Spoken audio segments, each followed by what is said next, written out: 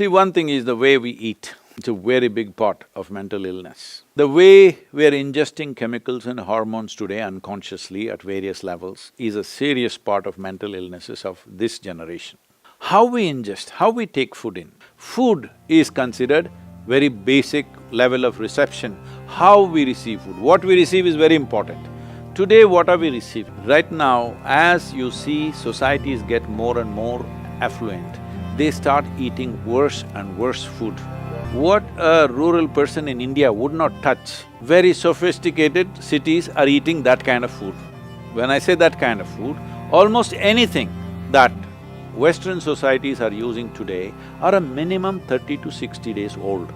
In yoga, their food is classified as sattva, rajas and tamas. Tamas means inertia. If you eat anything which has tamas, inertia will come in your system. Inertia does not mean you just become lazy. Inertia means certain things slow down. Certain things means essentially regeneration of the system slows down. If you are consuming foods which are tamasic or causes inertia in the general function of your system, in the energetic process of who you are, then you will see cognition levels slowly will go down over a period of time. Because everybody understands this. This is why they're drinking cups and cups of Coca-Cola or coffee or alcohol or something else, because they know they need to balance that.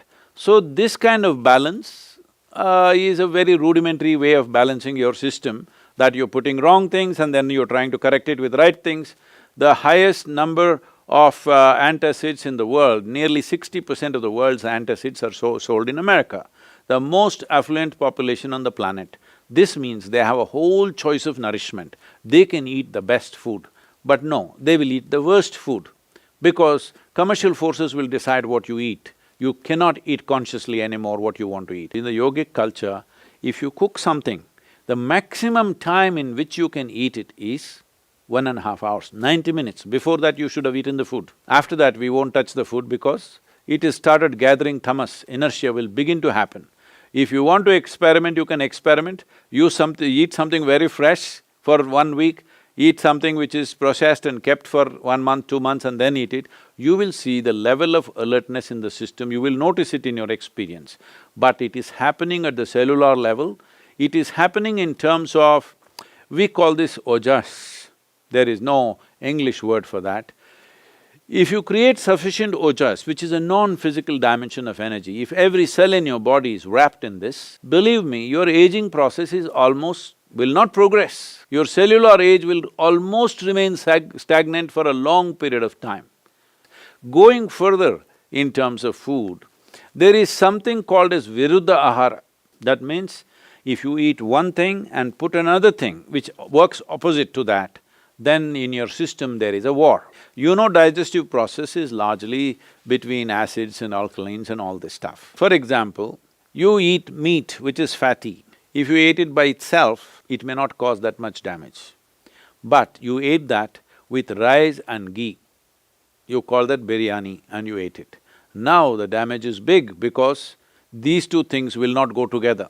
This is why any non-vegetarian food and milk-related food were never mixed, because the moment you mix it, it will go opposite to each other and you create a battle within yourself. In the yogic culture, food should not remain in your stomach bag for more than 2.5 hours.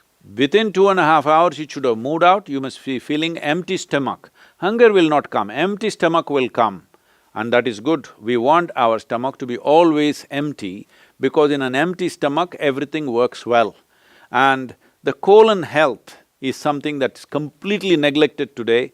If you do not keep your colon clean, keeping your mind in a balanced state is very, very difficult. So in Ayurveda and Siddha, first thing if you say anything, you are having sleepless nights, you are having disturbed something, mild, any kind of psychological problems, first thing is purging.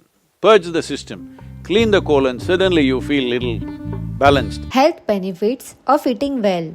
A well-balanced diet provides all of the energy you need to keep active throughout the day, nutrients you need for growth and repair, helping you to stay strong and healthy and help to prevent diet-related illness. Keeping active and eating a healthy balanced diet can also help you to maintain a healthy weight. Deficiencies in some key nutrients such as vitamin A, B, C, and E, and zinc, iron, and selenium can weaken parts of your immune system. Type 2 diabetes. Maintaining a healthy weight and eating a balanced diet that is low in saturated fat and high in fiber found in whole grains can help to reduce your risk of developing type 2 diabetes. Heart health. A healthy diet rich in fruits, vegetables, whole grains, and low fat dairy can help to reduce your risk of heart disease by maintaining blood pressure and cholesterol levels. High blood pressure and cholesterol can be a symptom of too much salt and saturated fats in your diet.